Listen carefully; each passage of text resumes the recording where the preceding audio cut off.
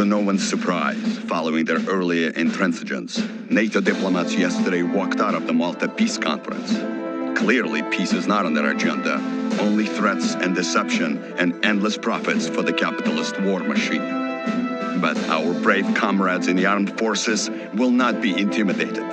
They stand vigilant along the German border, their resolve unquenchable, ready to deliver... It was inevitable. Our massive preparations had gone on far too long for us to simply stand down. We were like a coiled spring, ready to throw ourselves into the fray. All we waited for was one word: attack. Spirits were high, and the men joked about how we would crush the enemy with one fell stroke. But some didn't laugh. They had been to Afghanistan. They knew war.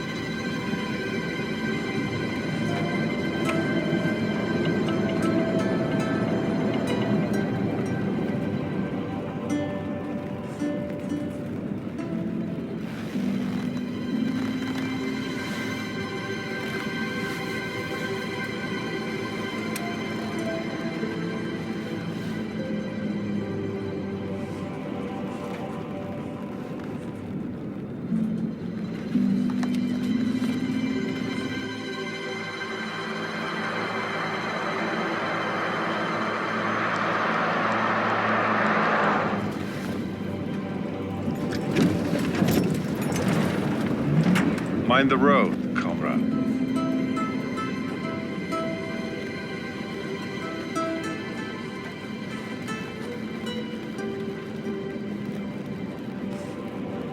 Володя.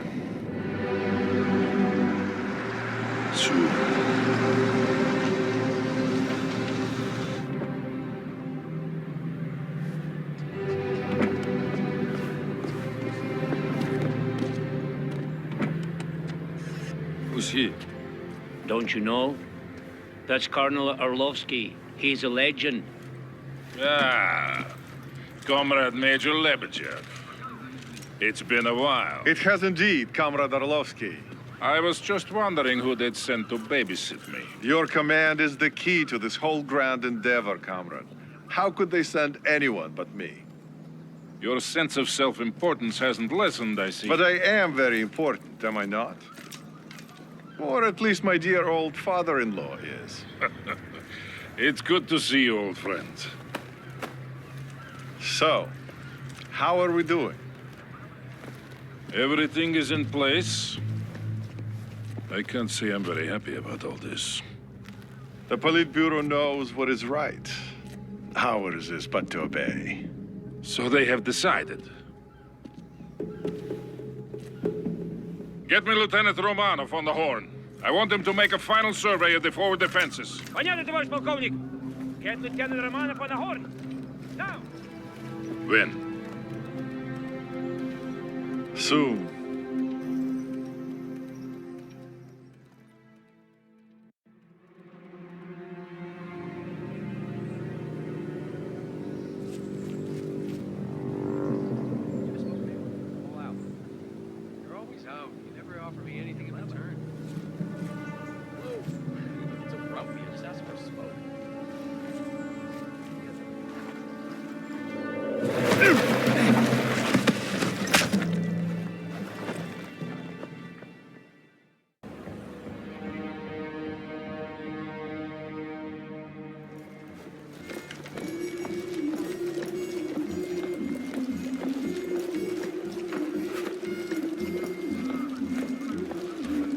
Welcome back, Grisha.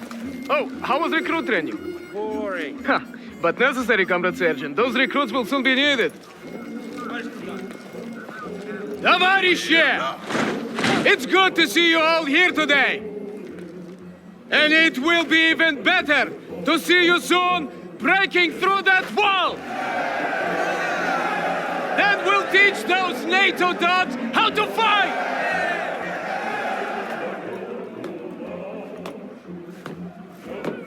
They thought they could bully us into submission! They thought we'd give way and fall! But today, we'll show them that the Red Army bows to no one!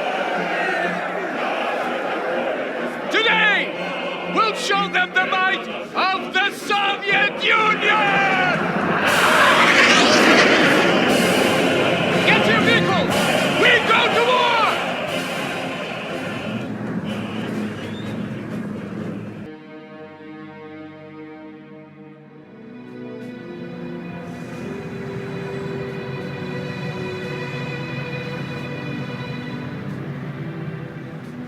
So, it has begun. It has indeed. I wonder how it'll end. Best soon. Today was an easy victory. Who knows about tomorrow?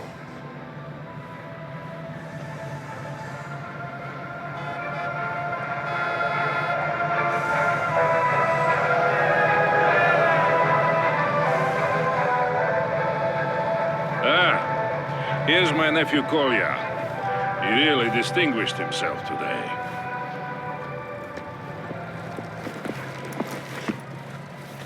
Товарищ полковник, Captain Milashenko reporting. At ease, comrade.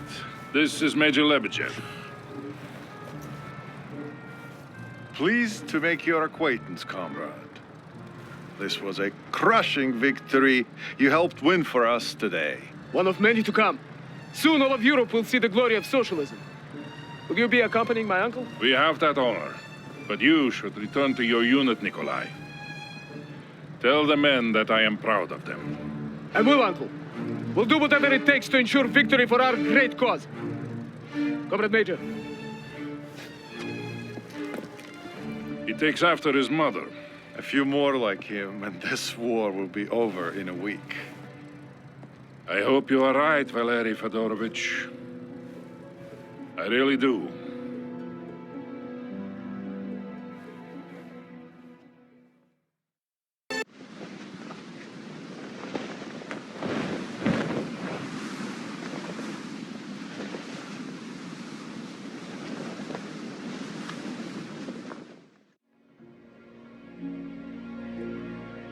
We're getting reports from the Coast Guard about a developing situation at the harbor front.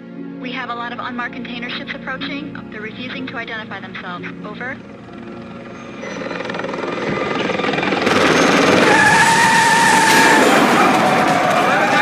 I repeat, 1199 emergency. They have gunships. I repeat, gunships. We need help immediately. America is under attack.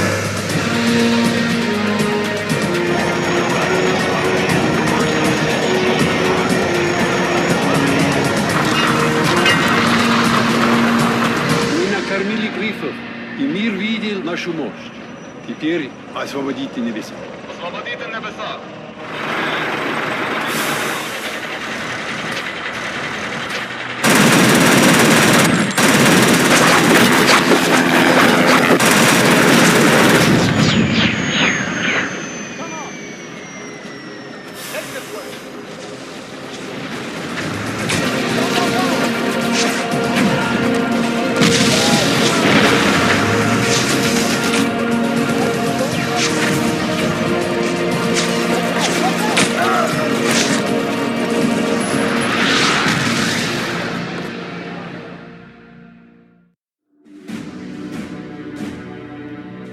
The Russians took us by surprise. We had been at war for almost 4 months, and still we couldn't understand what was happening. Even as artillery shells started exploding on the streets of Seattle, many people just stood there, stunned by shock and disbelief. War can be fascinating to watch on TV, but up close and personal, it's a whole other story. Imagine your office blown to pieces, your car thrown about like a discarded glove, and your friend lying on the street, his body torn to bloody shreds. That was the reality in Seattle on that fateful day in the fall of '89. The Army was fighting in Europe and elsewhere, and our Navy was supposed to protect us from an invasion. But they failed. They were fooled, as we were all fooled, by the Soviet ruse. But as the first Soviet tanks started rolling off those freighters, a few of us tried to organize a desperate defense. We were not about to give up without a fight.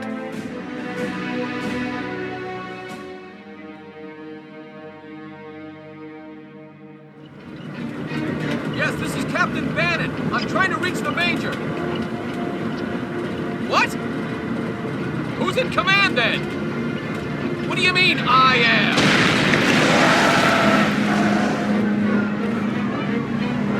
What? How the hell should I know? We have to fall back and regroup. Come in. 205, come in.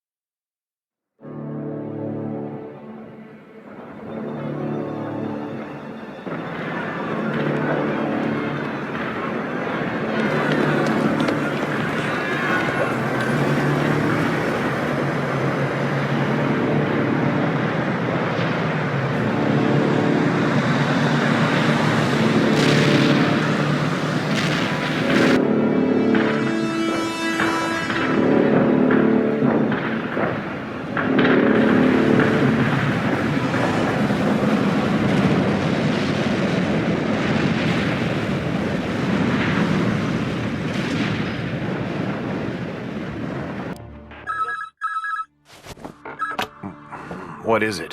Mr. President, General Morgan, we have a situation developing in Seattle. A situation, General? Communications have been sketchy. But it appears that Russian troops have managed to sneak into port using disguised cargo ships. Let me get this clear. You're saying that we have Soviet soldiers on American soil, General? That we've been invaded? Yes, sir. It seems more are coming in. We have precious few units in the area, and they're putting up what resistance they can. My God. What are our options? They're rather limited, sir. If we start pulling divisions back from Europe, we'll lose what control do we... I know. But don't we have anything to defend our own country with? I've ordered what units that we have to go west, sir. Who's leading them? Colonel Sawyers, sir. He's as tough as they come. Well, he better be. Assemble the staff. Situation room, 20 minutes. Very well, Mr. President.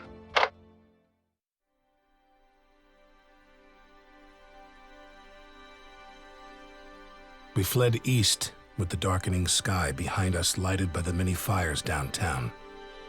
Some have later called the retreat organized, but I think it only seemed that way because we were all running in the same direction. Seattle was lost the moment those ships entered the harbor, and there was never any real chance of our holding the city. I try not to think about all those we were forced to leave behind.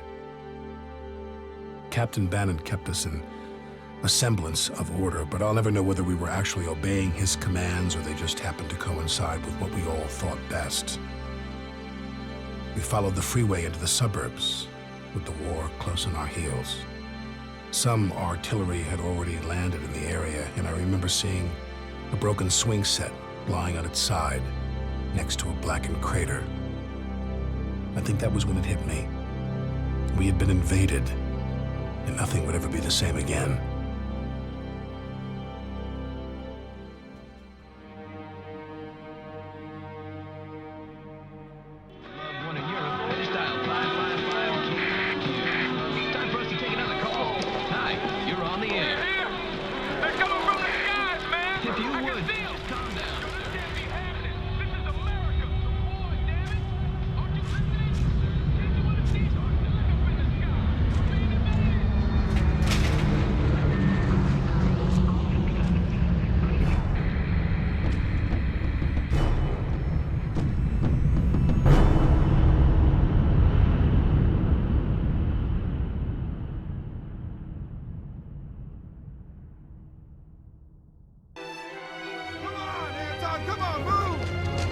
out of there! Get him out of there now! Move! Come on! Hurry! Hurry! There's no time! Look up! Here you go.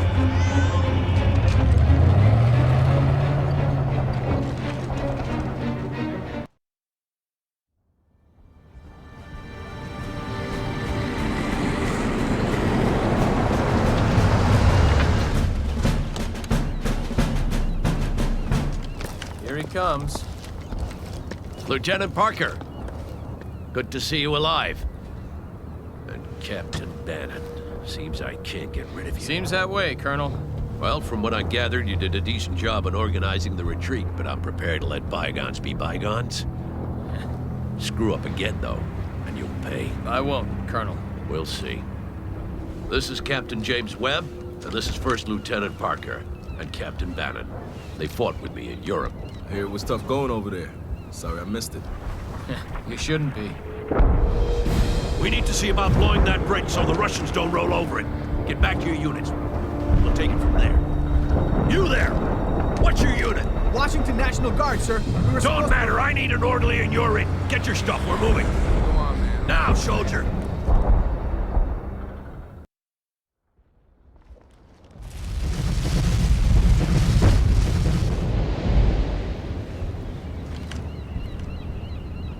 That's gonna take a while to rebuild. Yeah.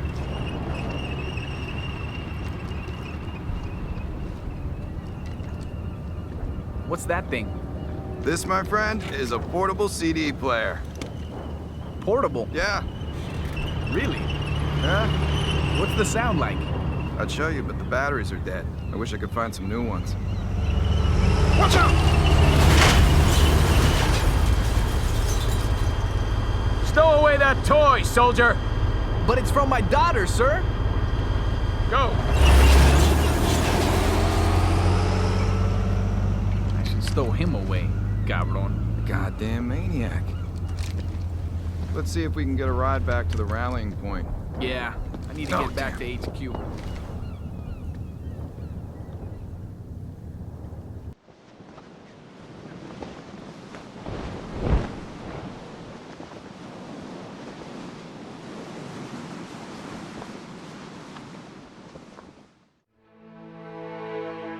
My love, I hope this letter finds you well.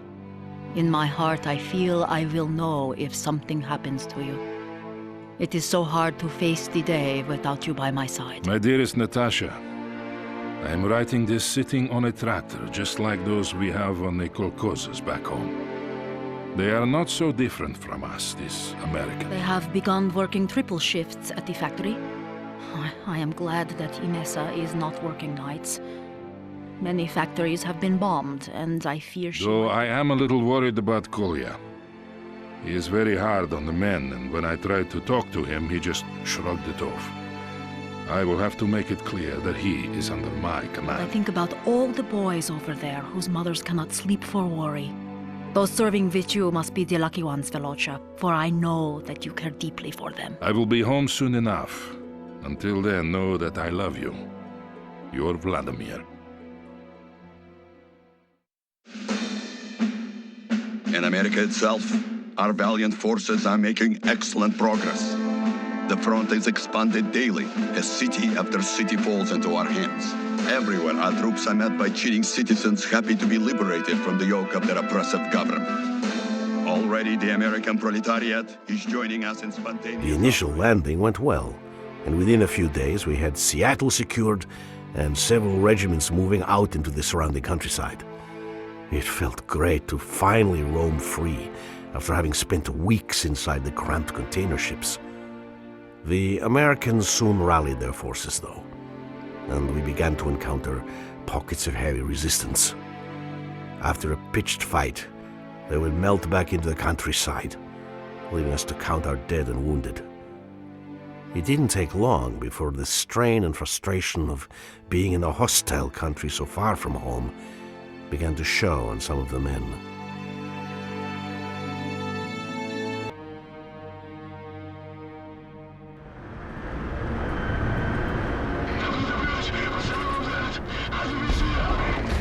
Comrade Captain, second platoon says they're 10 minutes out. Tell that mongrel Petrov I'll put a bullet in his head if he's not here in 5. Sokol, this is Shipovnik. My men are surrounded and need immediate reinforcements. Shipovnik, I'm aware of the situation. Move your troops to the western fort and cross there. Romanov will create a diversion to the east. Sokol, we don't have time for diversions and flanking maneuvers. I need a bridge there.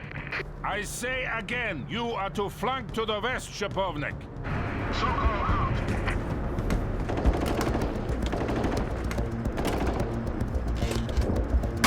Clean! Order 2nd Company to move west. We'll rendezvous at the fort.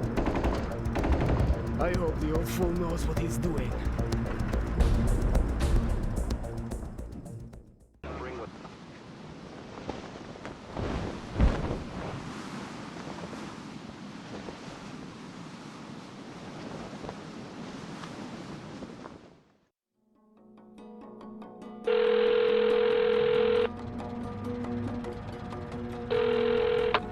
Yeah?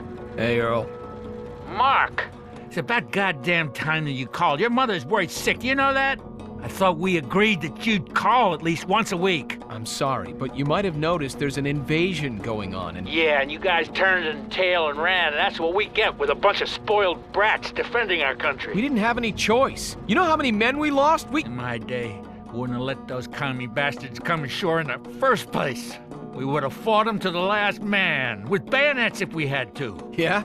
I don't remember you winning any wars. We won the battles, son.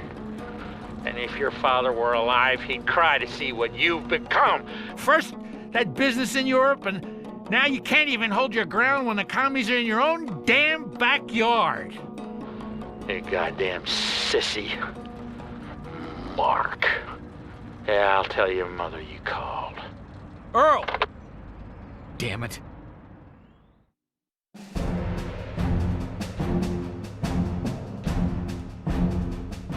By blowing the highway bridge, we actually managed to slow the Russians down. For a while. The colonel led us south and we met little resistance along the way, but Bannon and Charlie Company kept lagging behind. Bannon blamed the mud, but I think he was secretly hoping to get away from the colonel. Eventually, we reached a small town called Pine Valley. It was decided that we would make a stand there and wait for reinforcements, but first, we had to retake the town from the airborne forces that had gotten there ahead of us. Most of the men hadn't slept for 2 or 3 days, and the colonel only allowed a few hours of rest. But I never heard a complaint. Everybody knew what was at stake and what we were fighting for.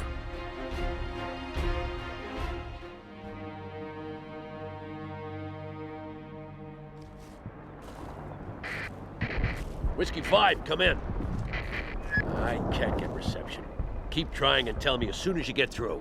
Damn it, Fido, get over here before he craps all over you. You get it? Colonel Sawyer, sir! Captain Bannon, Captain Webb, Lieutenant Parker, let's get started. This is the town of Pine Valley. Sir, I just talked to Colonel Wilkins. He's been delayed and his battalion won't be here until... Return fire and get a medic over here! Now listen up. We're here. Ivan is coming from this direction, and we've been ordered to take and hold the town until Colonel Wilkins arrives with reinforcements. Yeah, it's about time we showed those commie bastards. Bannon! There is a supermarket here, and I need you to secure it. Now, Webb and Alpha Company will support you. And make sure you get it right this time. Are we clear? Yes, sir. Got it, sir. Parker, I need you to take this gas station ASAP. Please take care of that sniper. Get to it! Where the hell is that medic?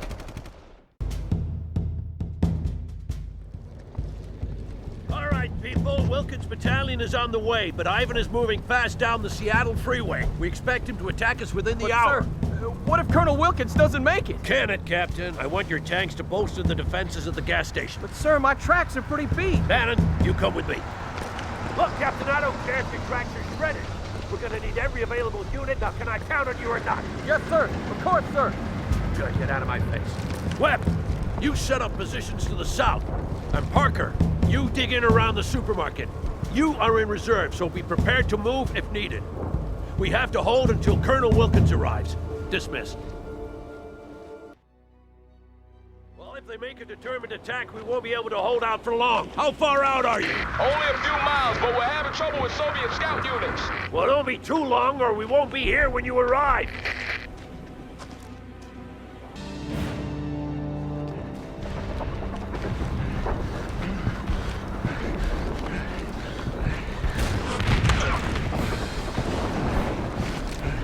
USS Missouri requesting contact with U.S. forces in Pine Valley.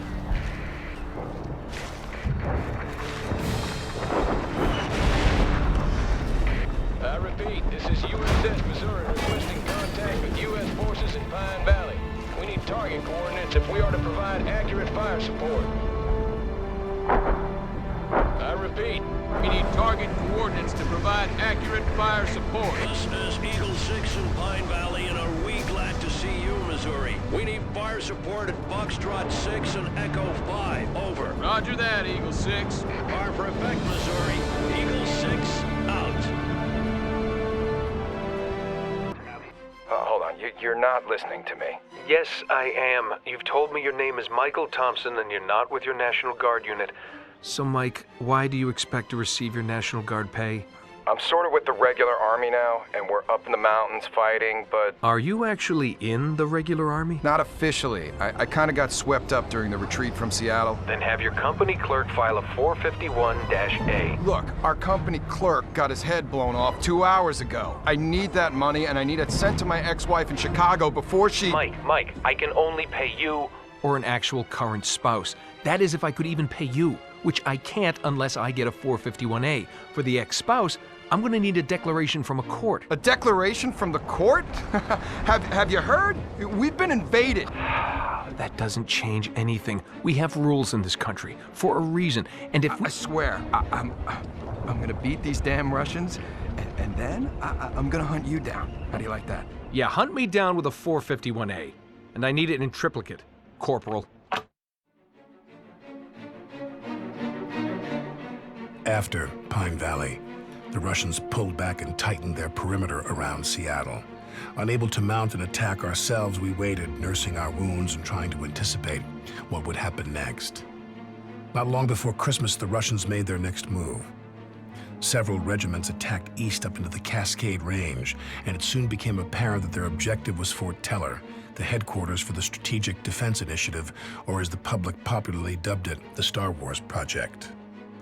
What we knew, and they didn't, was that the project was a bust. If the Russians reached the base, they'd realize the whole thing was basically a scam, that we had nothing to stop their nuclear missiles from striking our cities and military bases.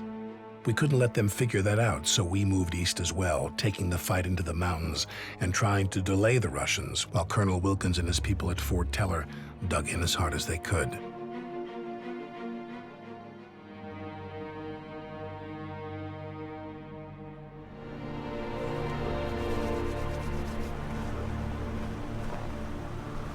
I suggest we fortify these crossings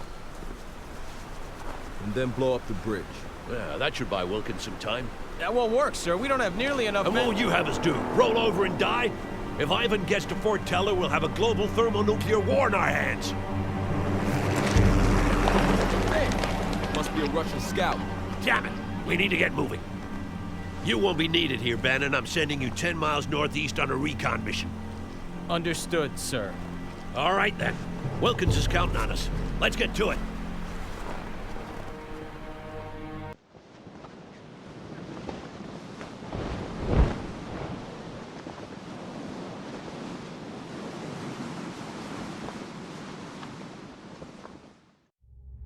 There's no need to be nervous, Captain.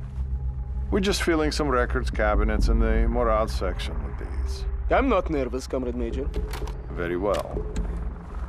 Interview number 461. Subject, Captain Nikolai Malashenko, service number 2497-4. Interview conducted by Major Lebedev, Section 2, 3rd Directorate KGB. So, Captain, we've been in America for several weeks now. What are your thoughts so far? Товарищ майор, we are making glorious progress. It is very satisfying. The only thing is... Is what, Captain? Well, I have yet to see the proletariat rise and stand with us. Instead, they lay ambushes and run when we try to engage them. They've done some damage. I suppose we must acknowledge that some may not want us here. Then we must demonstrate our resolve.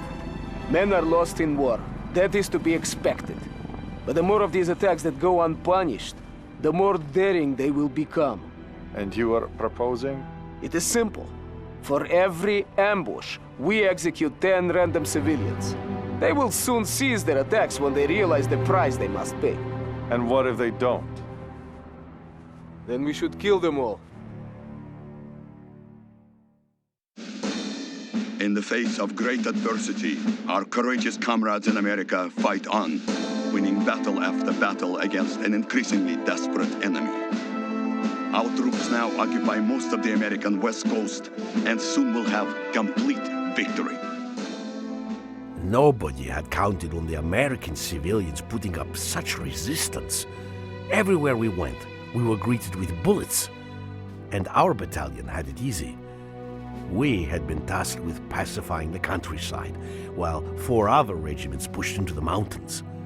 They were headed toward a town called Cascade Falls, where there was some grand objective not even Colonel Arloskin knew the details about. All we knew was that it might mean an end to the war. I remember thinking about those comrades, struggling through the cold and the snow, facing death at every turn. And I was ashamed, for I was happy that I wasn't with them.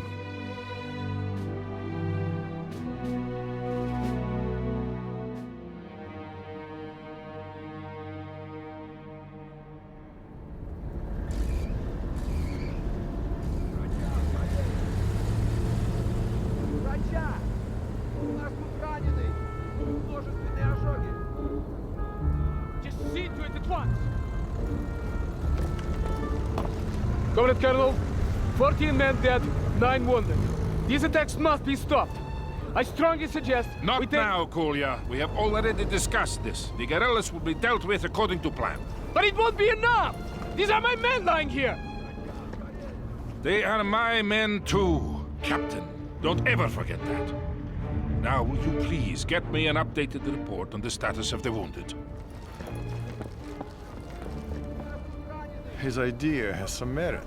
I will not be privy to wholesale slaughter of civilians just so he can satiate his need for revenge. It might work, though.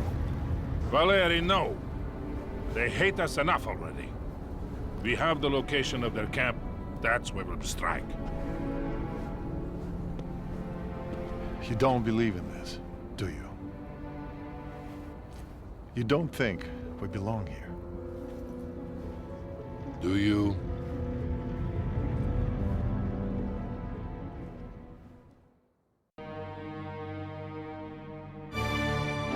Didn't you hear me? They came and fired!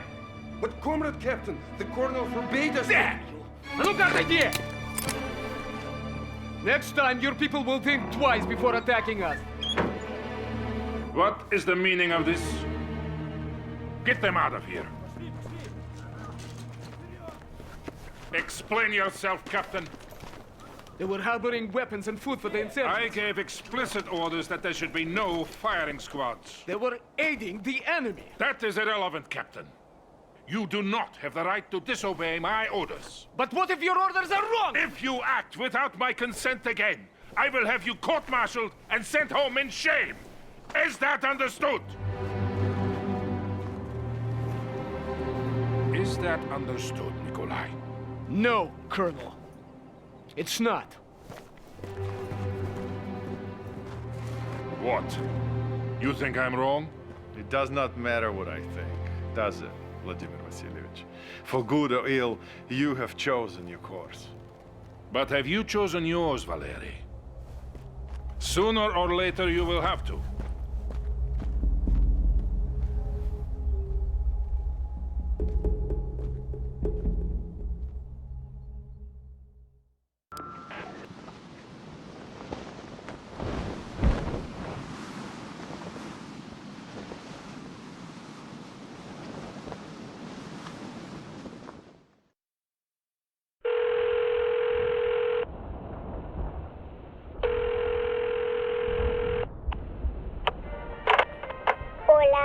Isabelita? Cariño? Hi, Daddy. Where are you? I'm on a fishing trip in the mountains, sweetie. It's beautiful here. Snow everywhere, and the air is so cold you can see your breath. I want to see snow too. Soon, corazón. Soon. Who is it, Isabel? It's Daddy. Daddy? Can I talk to him, honey? Mom wants to talk to you. Okay, take care, cariño. And I'll see you soon, okay? Hugs and kisses, Daddy. Anton? Yeah. Honey, are you... I'm alright, and I'm gonna stay alright. So stay at your mom's, and I'll come and get you when it's over. But when will that be, Anton? I don't know. Listen, I have to go. But I'll call you as soon as I can, okay? I love you, mi cielo.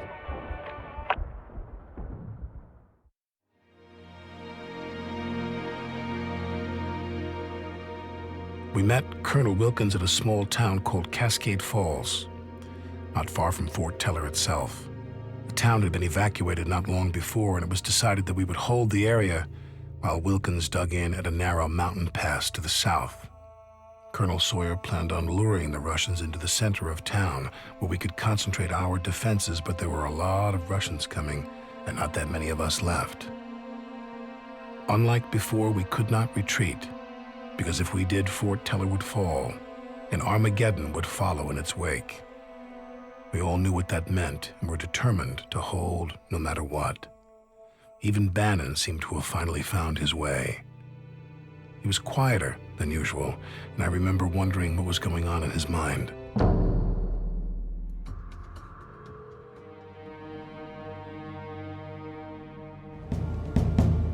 This will be our final stand. We have to stop Ivan from reaching Fort Teller. What do we got in terms of support? The Air Force will be flying CAS missions around the clock, but don't count on them to turn the tide. I'm not gonna lie to you, the Russians will throw everything they have at us, and we have to hold no matter what. We'll hold, Colonel. We've come a long way, gentlemen, and I trust that you will do what is needed when the time comes. Colonel Sawyer, sir, the Russians have reached the outer perimeter. And so it begins. Get to your units. We'll teach Ivan the price of invading our homeland.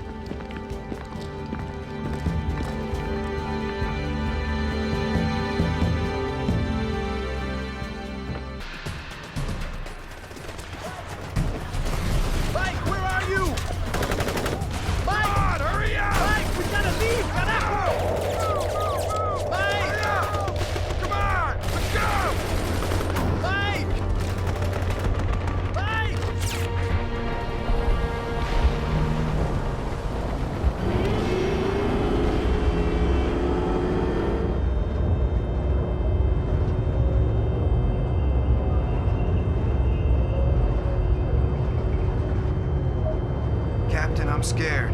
Yeah. Me too, Thomas. We're doing the right thing. They'll remember us for this. Gunner! Target tank, 11 o'clock! Identified! Simo up! Fire! On the way! Gunner, fire at will! On the way! Eagle 6! Eagle 6!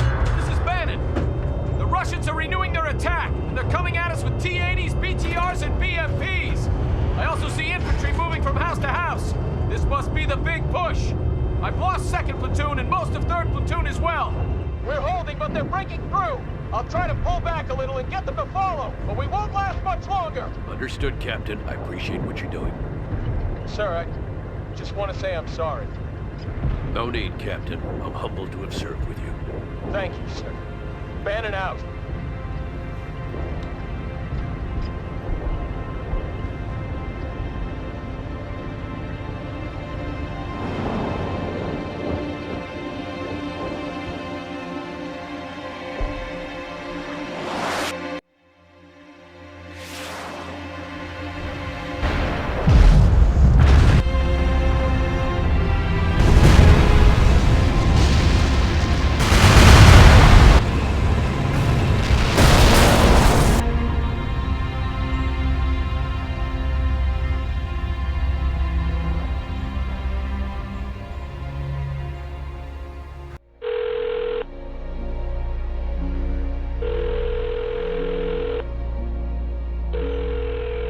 Yeah?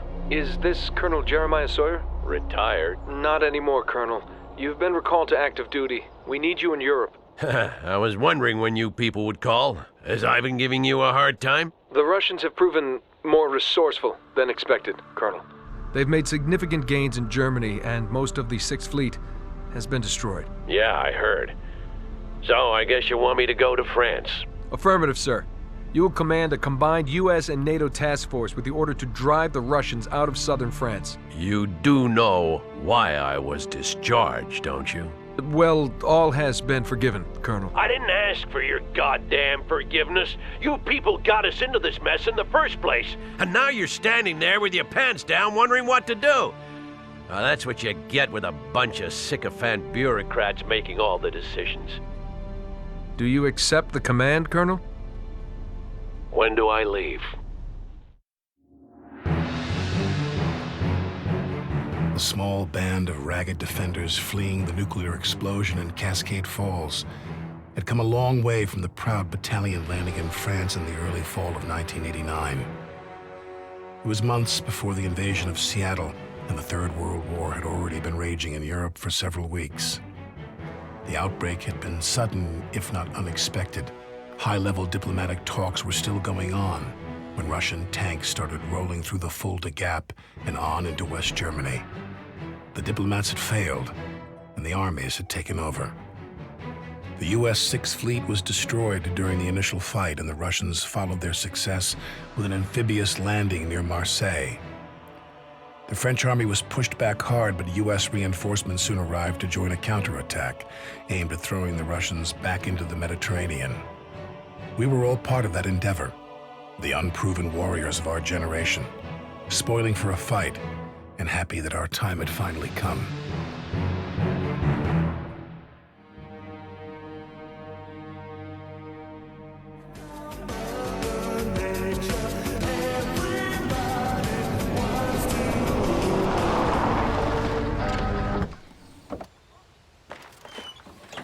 Then we'll flank them to the right while the cavalry draws fire.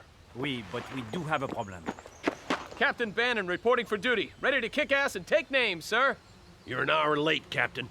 I'm sorry, sir. I got held up by this girl in the village. Your excuses don't interest me. This is Lieutenant Parker, and this is Commandant Sabatier, our French liaison officer. Charlie Company is waiting for you by a farm just beyond this patch of forest. You can actually see it from here. Yeah, Get over there now. We're moving into the attack within the hour. Yes, sir. Very eager. He'll be dead by dinner. We'll see. Where were we, Commandant? You've lost one of your officers? Yes, a sous-lieutenant. The fool stepped on a mine. Parker can handle that command.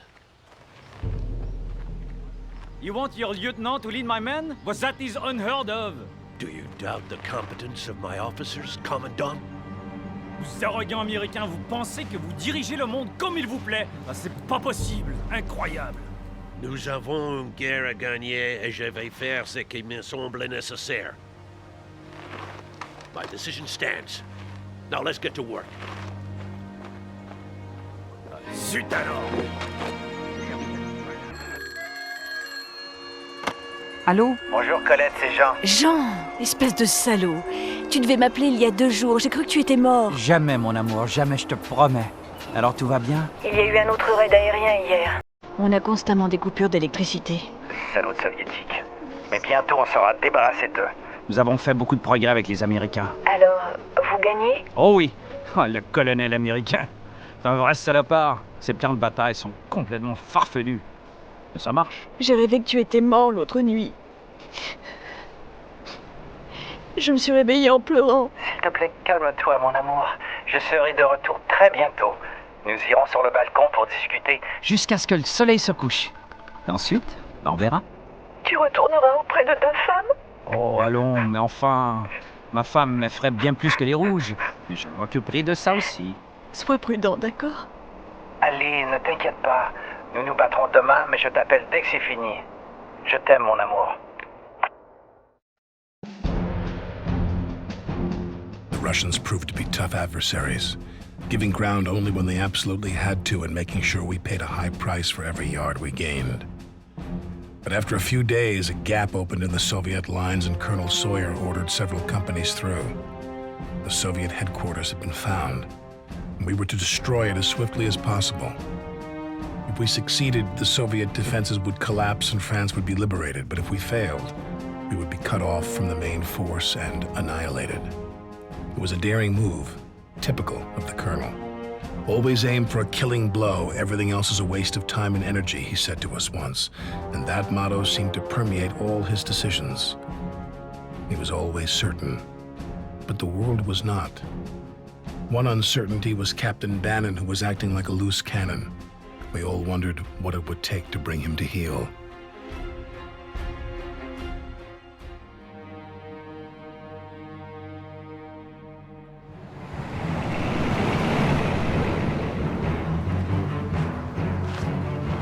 Our vanguard across that bridge.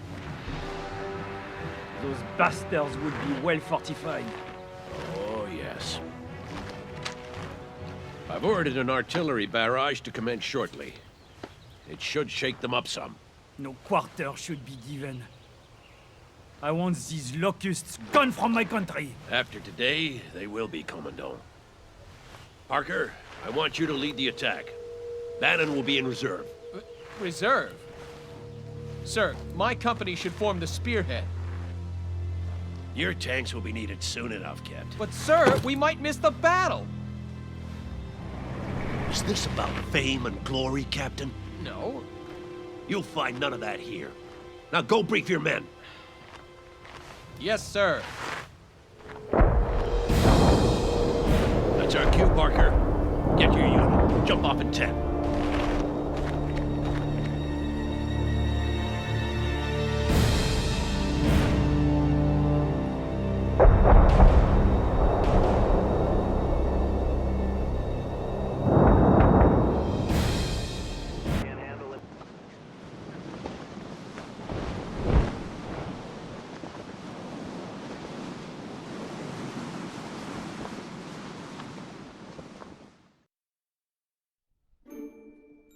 Kolya, my dearest, I am so happy to tell you that you are now a father.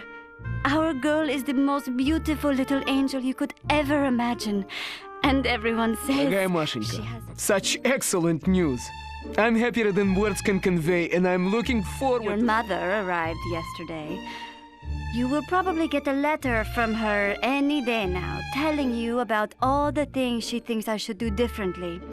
But you know her. Don't mind Mother.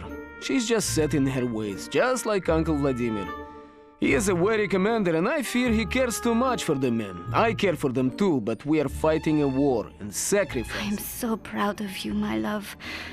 They say that we will have victory soon.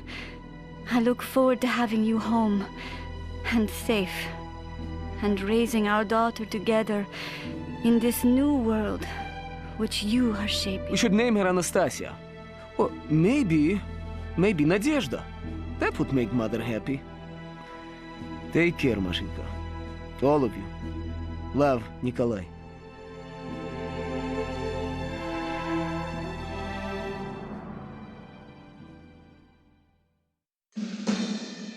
As the Red Army continues to sweep through Europe, NATO is reeling. It won't be long before the tenuous alliance unravels and the people rise up in protest against their corrupt governments and the communist ideas. After weeks of bitter fighting in Europe, it was clear that we weren't losing. But we weren't winning either. Except for France, NATO forces were as unable to push back the front as we were to push it forward. The generals, being quite fond of their own lives, desperately sought a solution to the stalemate, and finally one was found. A strike force would be sent to the Norwegian coast to destroy the anti-air defenses there and open up a corridor for our bombers to fly through. Colonel Arlovsky was chosen to lead this strike, and Captain Malashchenko was ready to burst with pride over the mission. But the rest of us were just happy to get out of the meat grinder that Germany had become.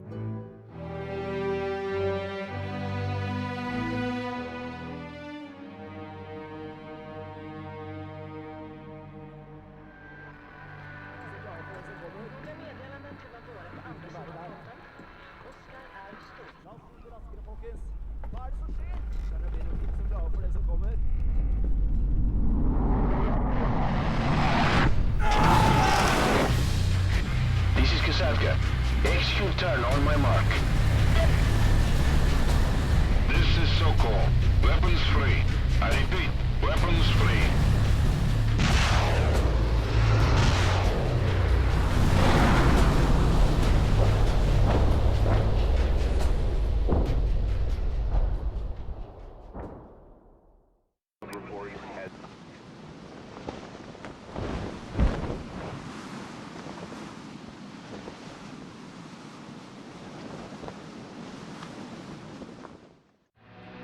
No, listen, you don't understand. I still have unfinished business in France. Sir, others can wrap that up. We need you elsewhere, and we need you there now. Where? Germany? I thought we were... Not Germany, Colonel. We want you to go to Russia. Russia? Now we're invading them? Not an invasion, sir. Reconnaissance. We're sending you to Norway, where you'll take command of Task Force Raven. Your mission is to infiltrate the Soviet border and retrieve intelligence from a downed aircraft. What about my men? You'll bring your officers with you and liaison with the Norwegian Rangers when you arrive. I have some doubts about one of my captains. There are no replacements to be had, Colonel. We're losing officers every day just holding the Russians at bay in Germany. All right, I'll make do. When do we leave? We're arranging a flight now. Godspeed, Colonel.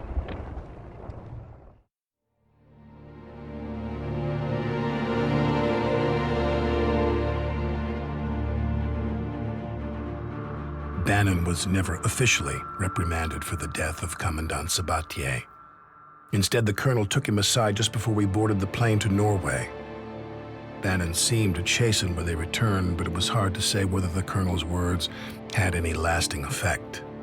Our mission was top secret. We got our briefing when we arrived in Kirkenes in Norway. We were going to be dropped near Murmansk inside the Soviet Union, where we were to locate a crashed prototype stealth bomber. It supposedly carried some sensitive information, so it was imperative that we reach the crash site before the Russians did. Several teams of Norwegian Rangers would be assisting us. Their commander, Major Johansson, was a hard-set man who'd already led 4 missions across the Soviet border. He didn't talk much, but his competence was clear, and we all felt good having him as a guide in that cold and hostile country.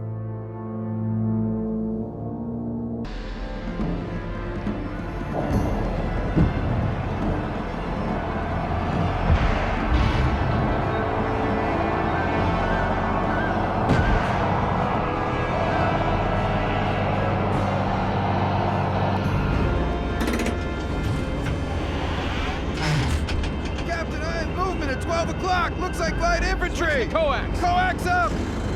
All Bravo elements engage infantry at 12 o'clock! Sir, something's not right! Didn't you hear me, Corporal? Fire! On the way!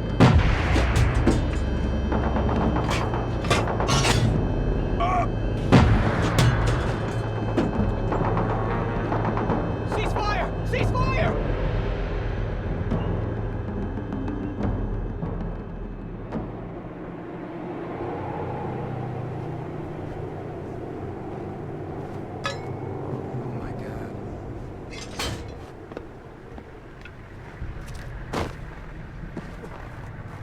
Why did they advance like that? How are we supposed to know? I've been trying to reach you. What the hell happened here? Sir, we just... You just what, you idiot? Did you kill these people? Well, I thought they were attacking and... With what? With broomsticks? Take a good look at your handiwork, Captain. We'll discuss this later.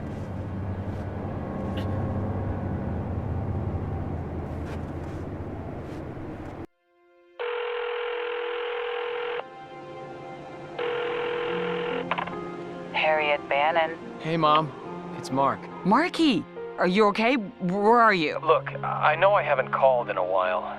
I'm sorry. We've been kind of isolated. But where are you? Not in France. Is Earl around? He's out hunting rabbits with Frank and Emmett.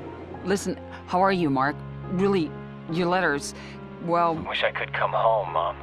Thought I'd do some good here, you know? Something Dad would have been proud of, but it's all just kind of screwed up. Listen, honey, I'm proud of you. And I'm sure your father would have been too. Yeah, well, you shouldn't be. I've done wrong. Some things. If you did, you didn't have any choice. I don't know, Mom. Hey, Earl always drinks when he hunts. He hasn't... A little. God damn it, Mom, you said you'd leave him if he did. Mark, it's not easy.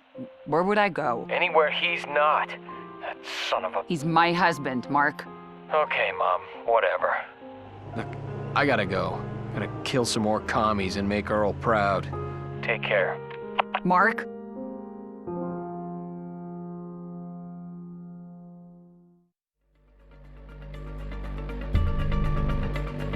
We had barely gotten out of the area when we got orders to head north to a Soviet naval yard on the coast. The information we'd retrieved from the plane wreck indicated that several nuclear submarines were tied up there, a greater number than usual, as if they were preparing for something special.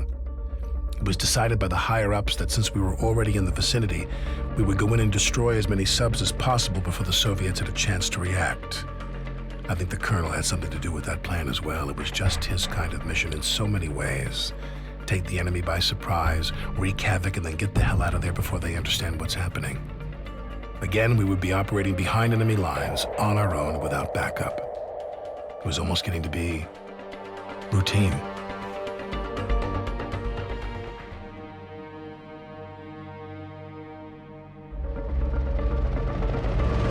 Approaching the LZ now.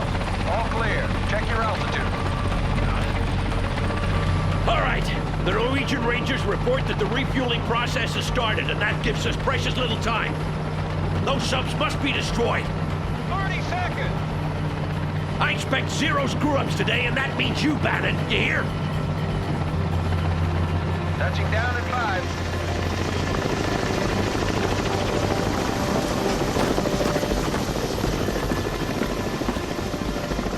5. We launch in 10. Get going.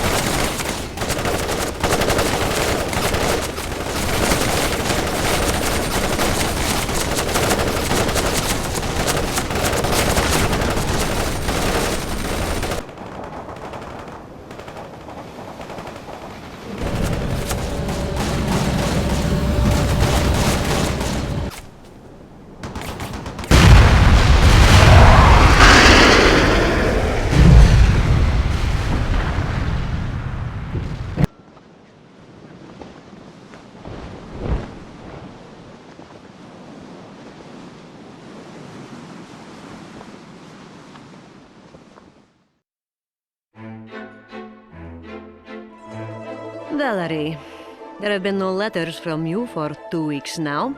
Have they been lost by the postal service, or you are perhaps dead? Well, that would at least be a good excuse. No, Sasha, I'm not dead. Much to your father's chagrin, I imagine. We have been constantly on the move, and to find even a few minutes of peace has been, well nigh impossible. Father has been asking about you. I think he is genuinely concerned, though I know you don't believe me.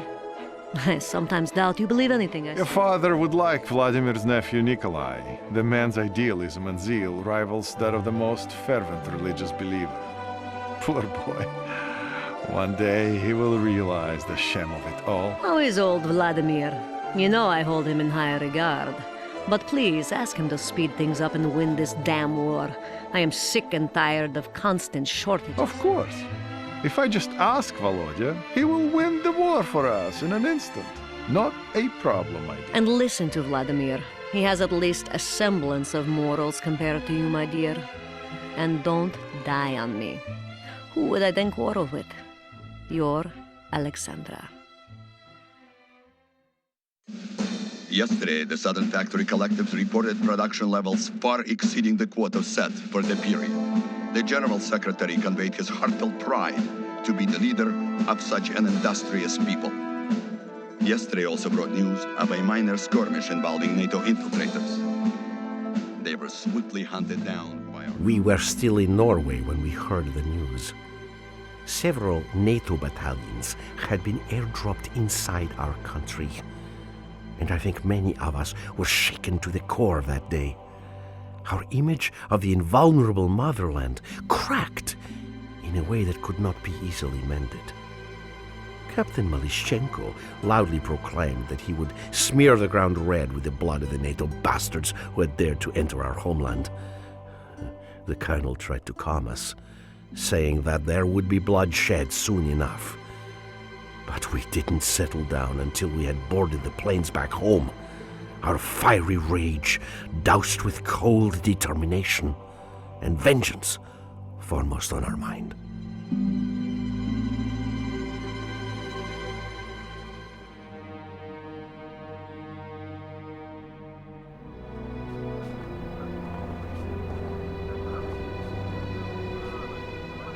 If they were here half an hour ago, we don't have long before they arrive. Understand? Romanov must move immediately Товарищ полковник. What? A message. Now? Very well. What is it, Uncle? Kolya, it's your wife. Masha? She... Что?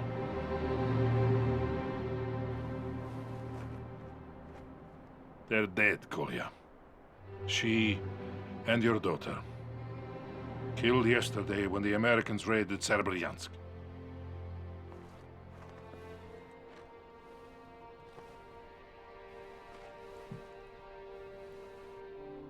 I'm so sorry. Sorry. You're at war. They died for the state. They died for socialism. I'm proud. You have my deepest I sympathy. don't want sympathy. I want leaders with the courage to prevent NATO from walking into our soil. Kolya, we're dealing with a strong adversary. Then we must be stronger. Comrade Colonel, our forward scouts report inbound NATO helicopters. Where the hell is Romanov with the Shilkas? Kolya, can I count on you? Let them come, Uncle. Let them come.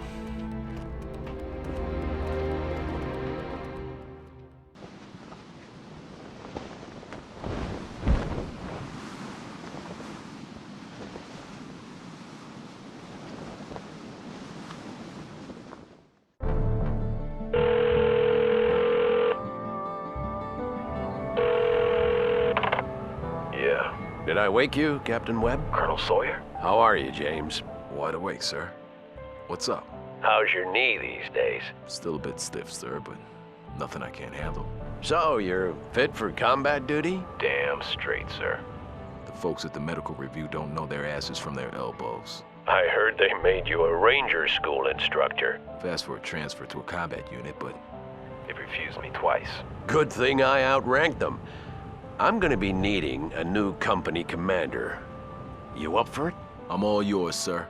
Just itching to get into this damn fight and do some good. Then pack your gear and meet me at Fort Bragg in 4 days.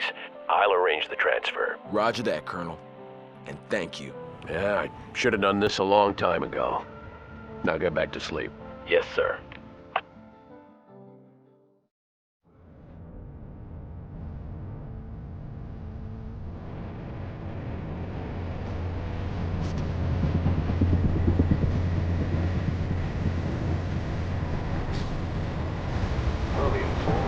Spread formation and cover the right flank, over. Running on 2-6, we're on it. Like a man out there. This is Romeo 4, we're approaching the sea now.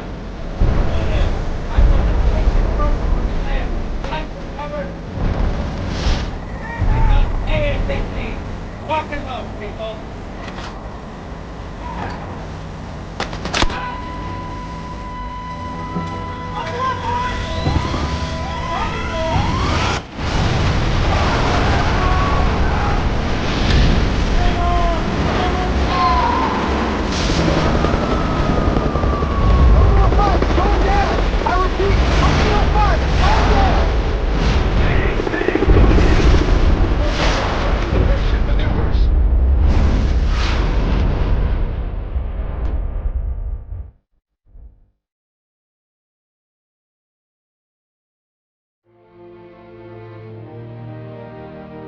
Just as the plans we found indicated, the Russians hit our naval yards at Little Creek in Norfolk a few days later. But they had to do it with a reduced number of subs, and since our people had been warned, the attacks didn't cause much damage. Of course, we didn't know back then that they were going to invade Seattle a week later. No, back then it felt like we had succeeded, and it was time for us to go back home on leave. We'd been fighting continuously for weeks on end with little to no sleep, and most of us were at the end of our ropes. Bannon didn't talk much on the flight back. There were rumors that he was responsible for the deaths of several Russian civilians, and the colonel was having him transferred out. But nothing was confirmed until we were approaching New York, where several Ranger chalks had just been lost in fierce fighting against an incursion of Spetsnaz commandos.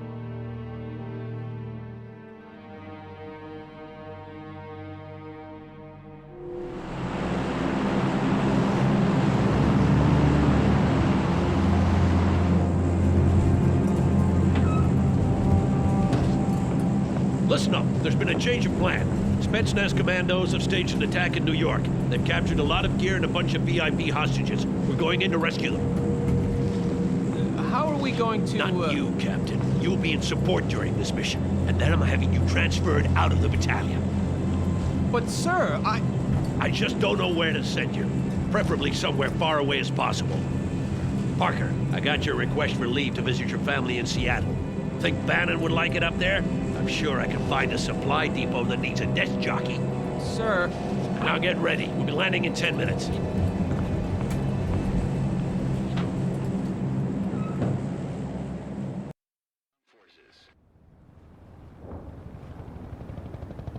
Order the strike. But it's the Statue of Liberty, sir.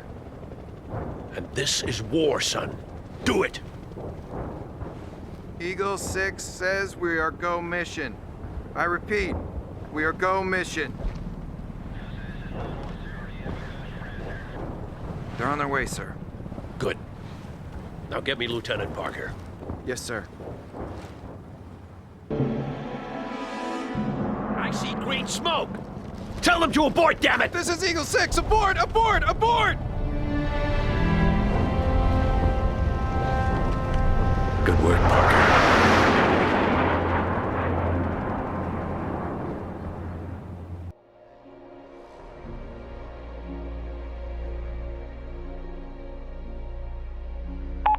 You have one new message. You've reached Charles Davis and Harriet Bannon. Leave a message after the beep and we'll get back to you. Hey, Mom, it's Mark. I just thought I'd call to let you know I'm alright, but, I guess you're out, so... We've been fighting in the mountains for a while now. It's cold. Almost as cold as it was in Russia. Food's scarce, too. Funny thing, you wouldn't think food would be a problem when you're fighting in your own country, but there aren't many stores around here, and most of them have been looted clean.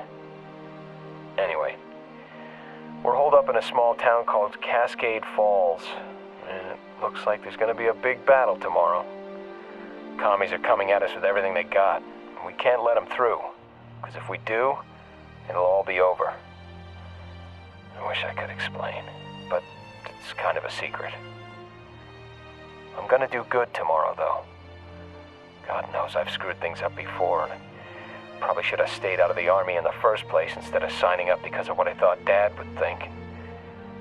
Well, that doesn't really matter now. Tomorrow, I'm gonna do good, no matter what it takes. Take care, okay? Bye, Mom. I love you.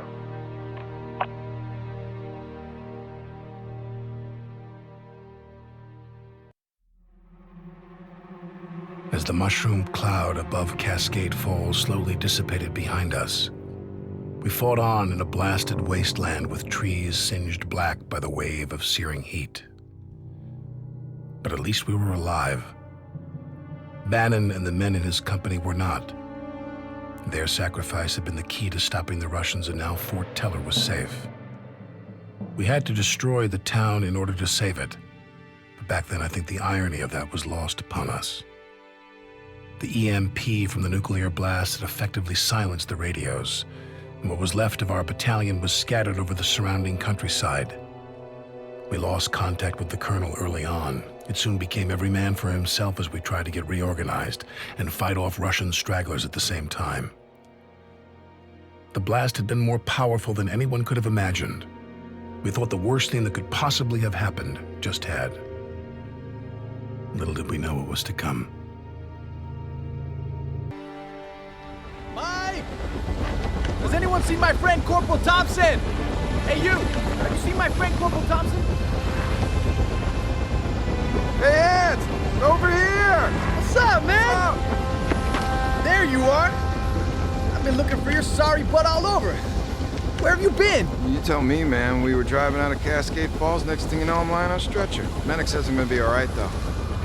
Did you hear about Bannon and Charlie Company? Yeah, those poor brave bastards. You need to get off. We're leaving. Hey, thanks for coming to see me, Ed. You! I just wanted that fancy new CD player of yours! Go to hell! I'll meet you at the rallying point! Later! You people told me they would sit this one out. That was based on the intelligence that we had at the time, Mr. President. I don't think anyone in this damn government has any intelligence. So they're coming here? What do you propose we do to stop them? We have two options, sir. Pull 2 divisions from Europe and send them to retake Seattle before the Chinese arrive. But then we lose Europe and the war. In all probability, yes. What's the other option? We wait until the Chinese come ashore, then hit them with a B-83 strategic nuclear device. Hit them after they're ashore. Ashore in Seattle. Yes, sir. So, you're suggesting we wipe one of our major cities off the map? It's our cleanest shot to destroy the Chinese, Mr. President. Otherwise, we risk losing everything. What forces do we have around Seattle now? A couple of battered battalions. The ones that stopped the Russians at Cascade Falls. But not enough to retake the city. We could order them to try, but I wouldn't get my hopes up, sir. Order those battalions to attack, General. And if they fail, as a last resort, order the nuclear strike. Mr. President, I'm sorry that it's come to this. Sorry. Yeah. That's all, General.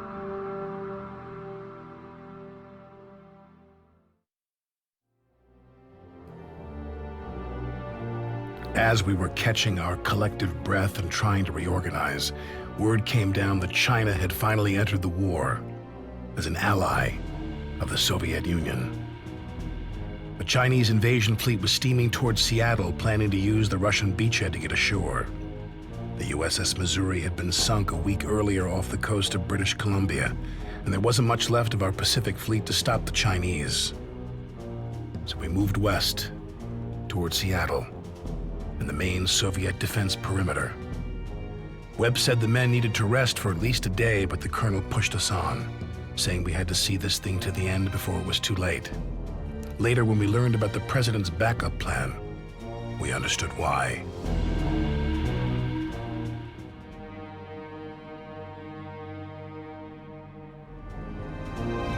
That will wipe out the entire city. That will be our only option if you fail. Understood, General. We'll do what it takes. Eagle 6 out. It's a new war we're fighting, Corporal. I'm not sure I fit in anymore. Sir? Never mind.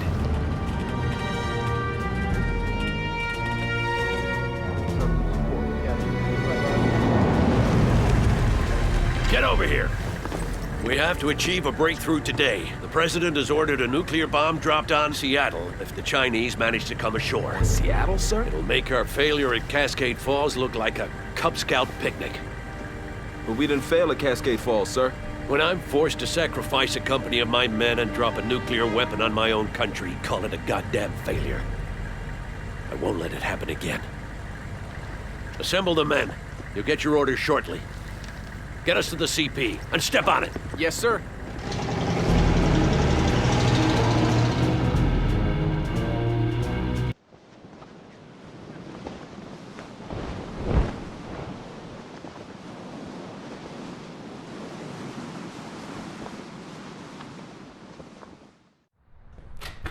Come in, Volodya. Please, have a seat. Is that thing on? No. Don't worry about it. These tapes will be gathering dust deep down in some basement. Shut it off. But... Vyključi, Valeri. As you wish, Colonel. There is no room for the truth on that machine. That's a dangerous word, Volodya. Truth. Such an ambiguous concept. Stop it, Valeri.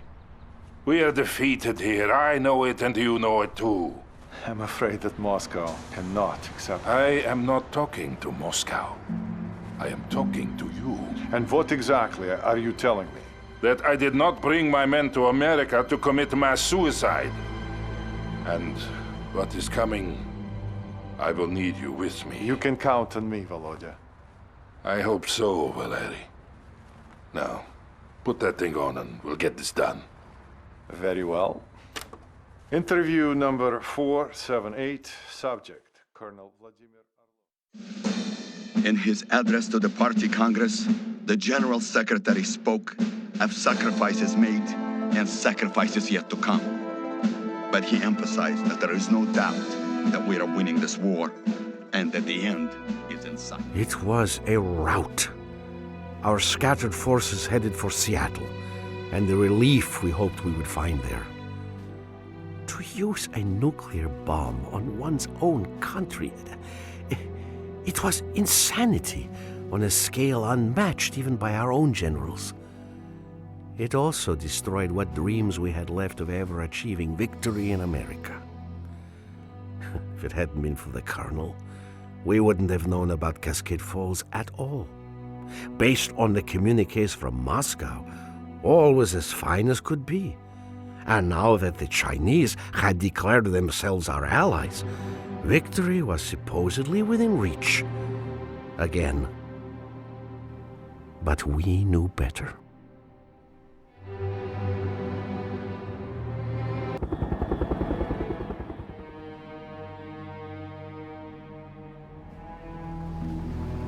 If we go to Seattle, we'll die in Seattle. The Americans will never allow the Chinese to land. We saw in Cascade Falls how far they are willing to go. What exactly are you saying? We're not going to Seattle. I've made preparations to take the men home. A ship is expecting us at this location tonight. What? And betray our country? It's the right thing to do. I'll accept full responsibility. Were you aware of this? He's not in command here. I am.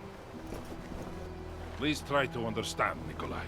I am Captain Maloshenko of the Soviet Army, and you are acting like a traitor. I'm doing this for the men, Kolya. Those men don't belong to you. They belong to the state. My wife and daughter didn't die so that you can turn tail and run. But we don't belong here. This entire venture has been a full...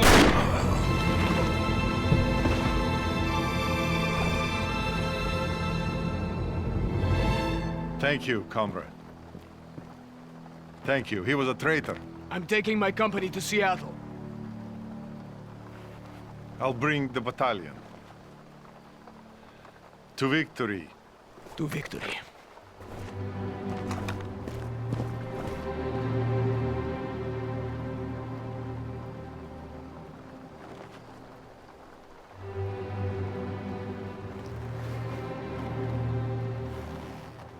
Time to choose, old friend.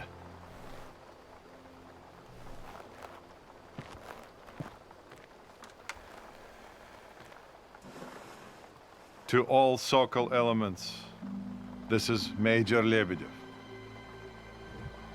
The Colonel is dead. I am taking command.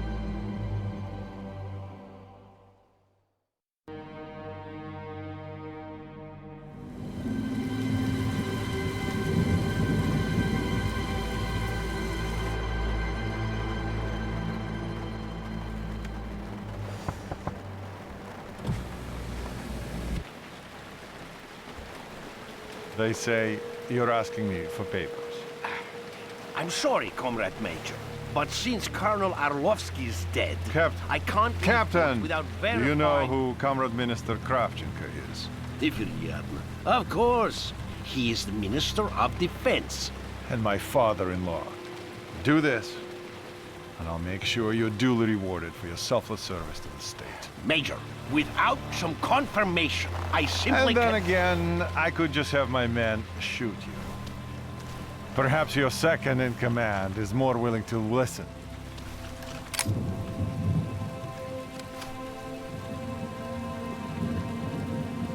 We'll leave with the tide. Good choice.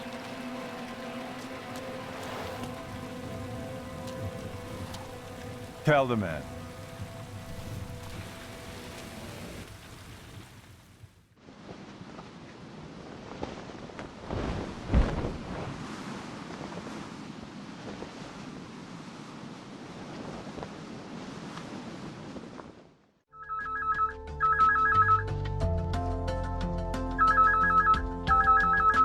Hello, you've reached James Webb and Nicole Warner. We're not here right now, but please leave a message after the... Hey, baby, it's me. Pick up the phone. I know you're there. Look, I'm sorry, Nicole. Please pick up. James, I just don't have anything more to say to you. But we're talking right now, aren't we? I'm real sorry, Nicole. But you know I had to do this. No, you didn't. You could have stayed here with me. I just can't handle it, Jamie. If you die... Baby, I won't. Look, everything's gonna be okay. Don't worry, all right? If I survive the nuclear explosion, there isn't anything that's gonna hold me back. Oh my God, were you in Cascade Falls? Don't worry. I'm not glowing in the dark or anything. But the Colonel, I think he feels that we failed somehow. That we should have been able to stop it. And now, he's trying to make up for it. Trying? How? What's he doing? Don't let him make you do anything crazy. Look, honey, everything's gonna be all right. I gotta go, okay? Talk to you soon. Wait. I love you, Jamie. Love you too.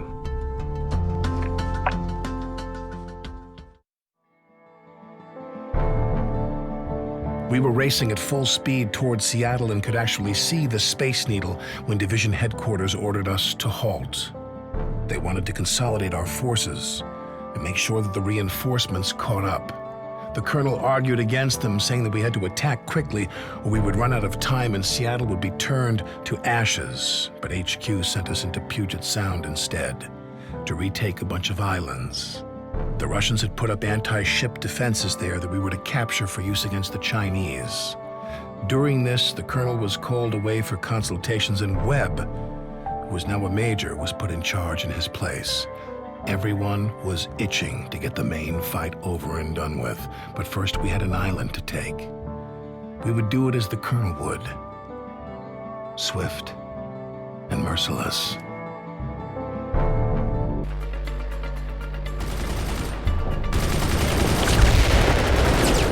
Shouldn't you be with the Colonel? The Colonel's on the mainland!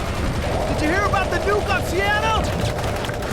Did they nuke Seattle? No! But the President is going to if we can't throw the Russians out! But that's crazy! Come on, you two! Come on, advancing! Hey! Don't lose this, man! Yeah, might as well. I can't find any batteries anyhow.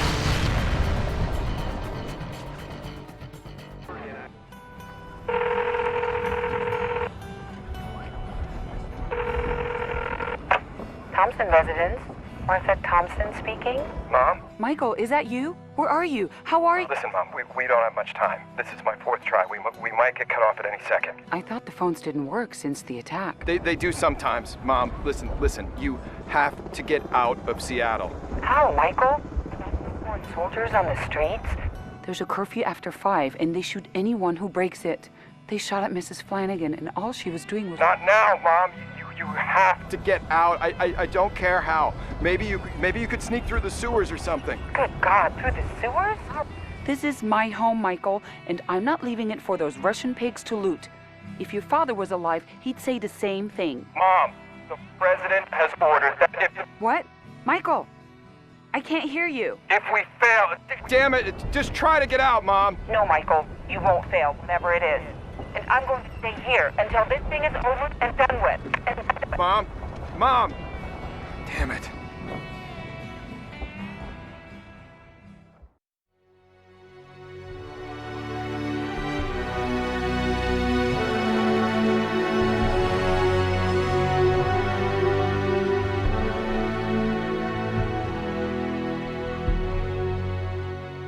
We returned to the outskirts of Seattle where the final assault group was being assembled.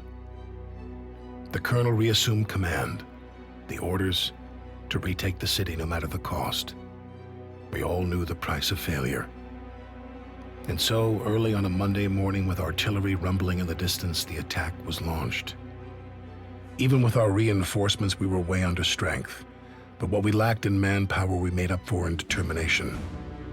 We managed to force the breach pretty quickly, and the Colonel led us through it into the center of town, near the main Soviet base. As usual, we found ourselves behind enemy lines, overextended, and without reserves. And when the Colonel finally called us together for a final briefing, Major Webb took me aside. He might have led us too far this time, Parker, he said. Just be careful, okay?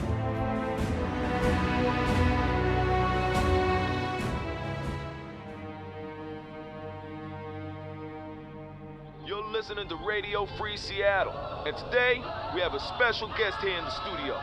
The Honorable Reverend Powell has a thing or two to say about the Soviet occupation. Reverend? I know that we're in a time of war. My brothers and my sisters, trouble don't last always. Over every mountain and through every valley, we shall prevail. Power to the faint and to those that have no might. Your strength shall be increased. We must never, never, never give up. You got to hold on till every battle has been fought and every victory has been won. We're going to shout hallelujah. 'Tis over and 'tis done. So no need to worry and no need to cry. I can see the dawning of a brand new day. You're going to make it. You're going to make it. We're going to be victorious.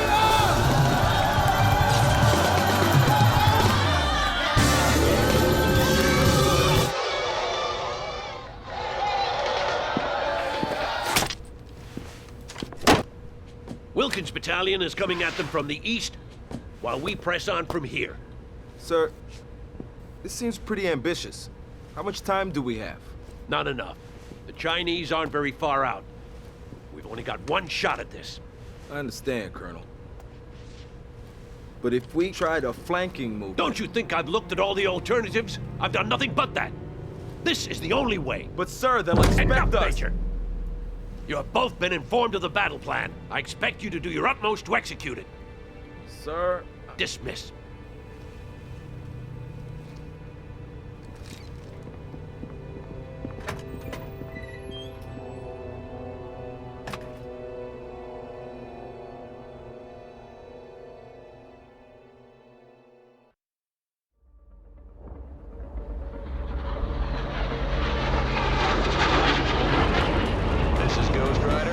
Target in sight, heel left, and arm your CBUs.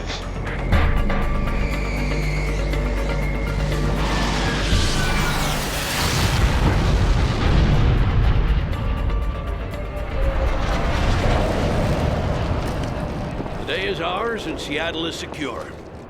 Well done. Well done indeed. Webb, you're in charge of the mop-up. There will be some who won't surrender. And I want casualty reports from both of you. Sir, we should all...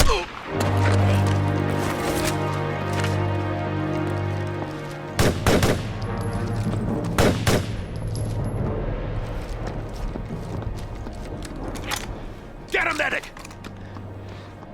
Hang on, James. You're gonna be all right. I should thank you, by the way. For what, Colonel? For questioning my judgment when it needed to be questioned.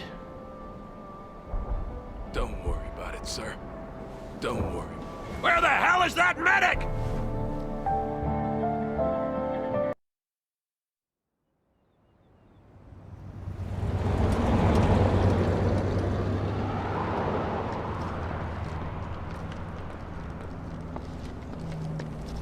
Thanks, man. So, is it over? Pretty much. They're rounding up the final stragglers now. So, I guess we did it, huh? I guess we did. Hey, so you finally got that thing working? Yeah, I finally found some batteries. You want to hear it? Yeah, sure. Here you go.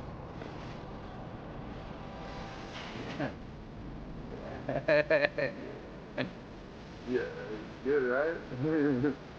Yeah.